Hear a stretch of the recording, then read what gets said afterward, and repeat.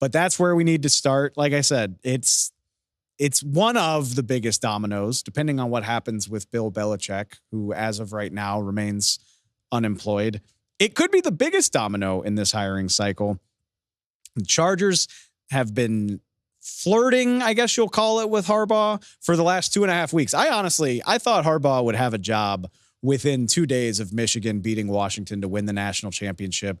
Your stock's never going to be hotter than that. He's one of just 5 coaches in history with a college national championship, as well as he coached in a Super Bowl.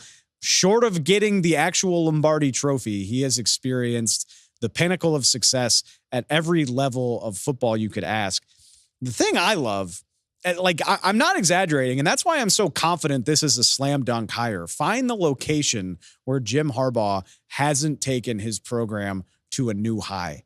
The guy won 2 Pioneer Leagues at the University of San Diego. I don't even know what the Pioneer League is. He turned Stanford into a college football powerhouse. Michigan, they just won their first national championship since the 90s. Easily the best Michigan football has been in decades upon decades. And oh, by the way, in the meantime, when he wasn't doing all that stuff in college, he only made 3 straight NFC championship games as the head coach of the San Francisco 49ers, came within a whisker of beating his brother John Harbaugh to win the Super Bowl back in 2012, which, by the way, spoiler alert, if you haven't gone and looked, we won't know the dates for a few more months.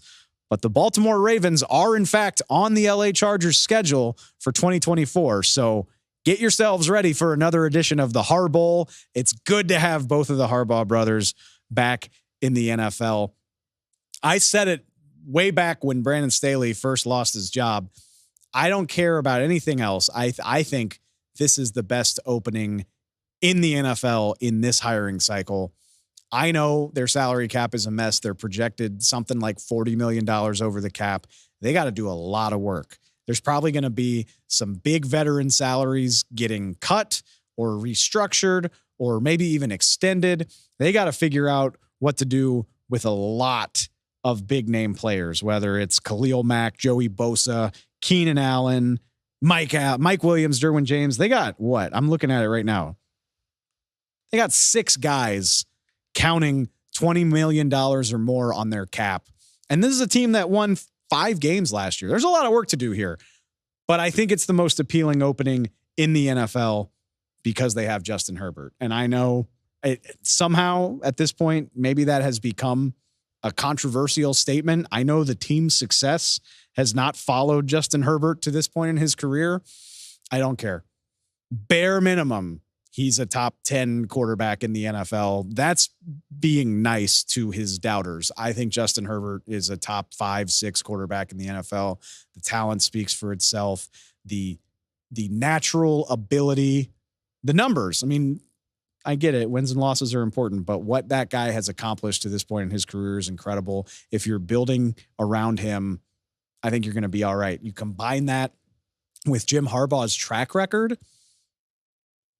I think the sky's the limit. I feel certainty. You can never guarantee something as amazing as a Super Bowl title, but the Chargers are about to be relevant in a way that we just haven't seen really in their history, at least not on any kind of consistent basis. And I do think Harbaugh brings consistency. Yeah, he's a strange personality. He's probably going to get into some shouting matches with some other head coaches. There's going to be some weird sound bites. There's going to be a lot of pleated khaki pants.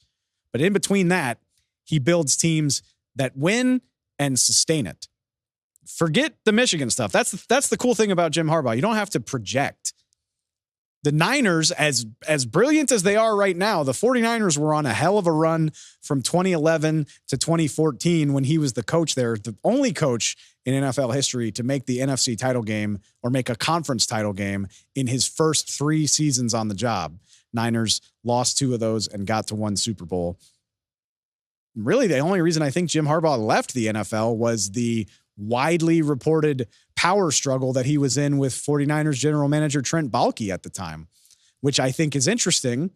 You typically don't see it happen this way.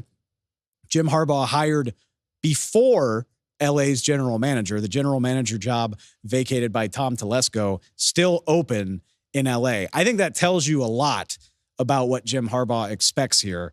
I don't think there's going to be a power struggle here. I think he's going to have his handprints all over personnel decisions, all over the roster. Sure, there will be input coming from other directions, but I think Jim Harbaugh is going to have the final say in LA, and it might not be pretty right away. I don't know if he gets to the AFC title game in year one the way he did a decade plus ago, but I do think the Chargers are about to be extremely relevant and in time a pretty damn good football team.